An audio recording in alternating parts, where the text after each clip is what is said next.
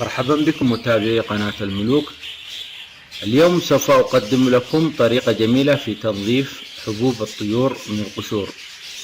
تتراكم القشور في الحبوب ولا تستطيع الطيور أكل الحبوب المتبقية، ويجب علينا تنظيفها باستمرار، وخاصة لأصحاب التربية الجماعية الذين يقدمون الحبوب بكميات كثيرة. هذه هي الحبوب التي نقدمها للطيور.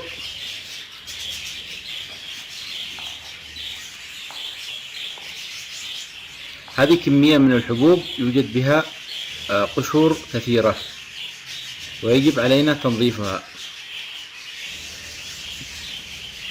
كما تلاحظون القشور بكميات كبيرة مع الحبوب.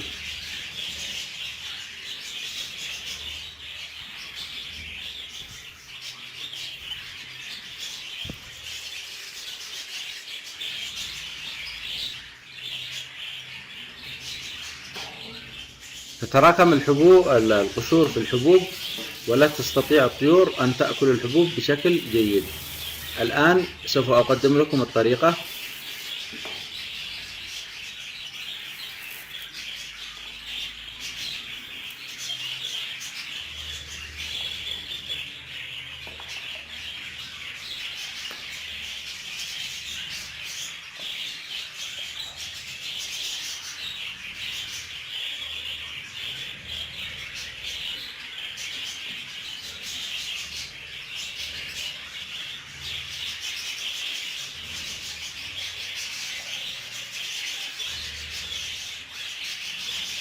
نحضر مروحة صغيرة.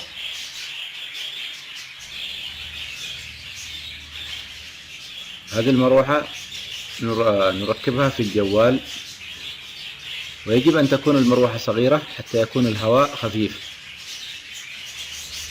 ينظف القشور فقط من الحبوب.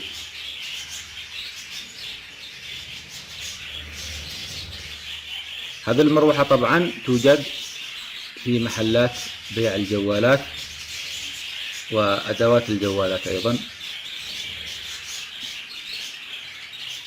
نركب المروحة في منفذ الشحن للجوال.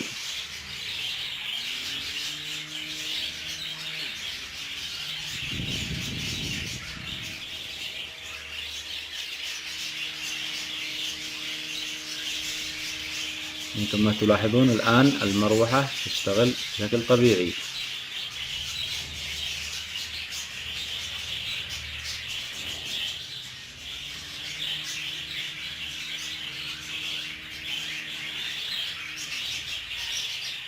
سوف نقوم بتنظيف الحبوب بهذه المروحة.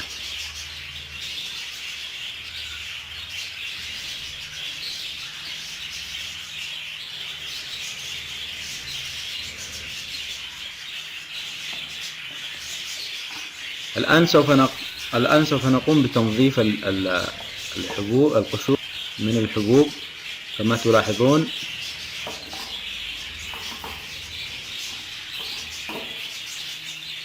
هذه الطريقة نستخدمها في تنظيف الحبوب، لأن كميات الحبوب الكثيرة متعبة جدا في التنظيف. ولكن والحمد لله بهذه الطريقة ارتحت كثيرا من تنظيف الحبوب.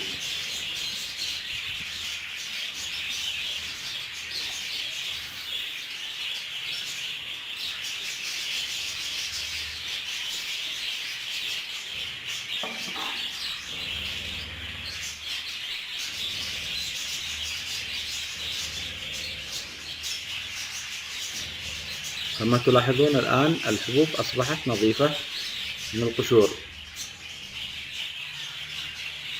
طبعا نستمر باستخدام المروحة حتى ننظف الحبوب جيدا. كما تلاحظون هذه كمية أكبر. الآن نستخدم المروحة في تنظيف القشور.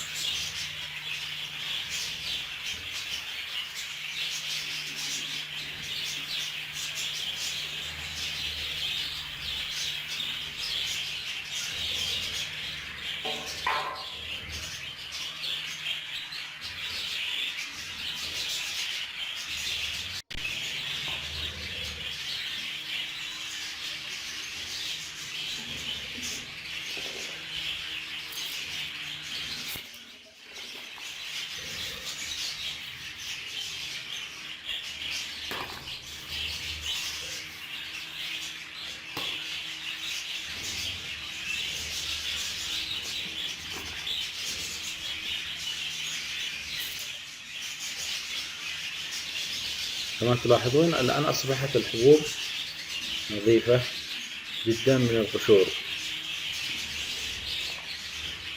وبطريقة بسيطة جدا.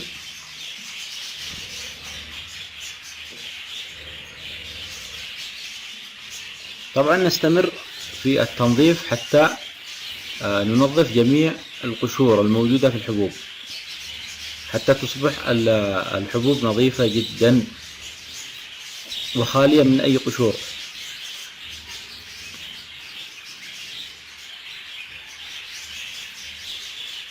كما تلاحظون الآن الحبوب أصبحت نظيفة جدا.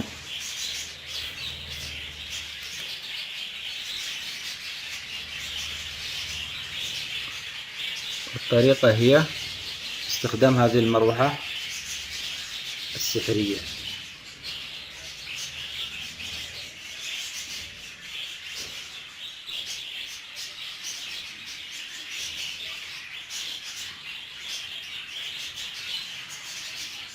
هذه طريقة التركيب مرة أخرى.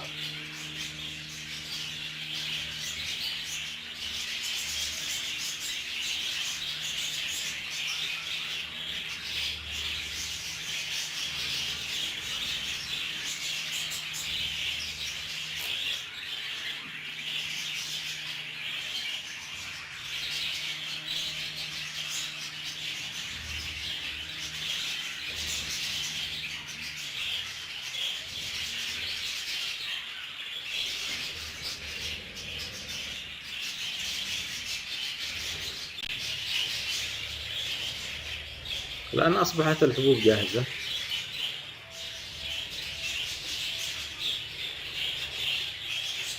ونقدمها للطيور، ونتمنى لكم الفائدة، وانتظرونا في مقطع قادم إن شاء الله.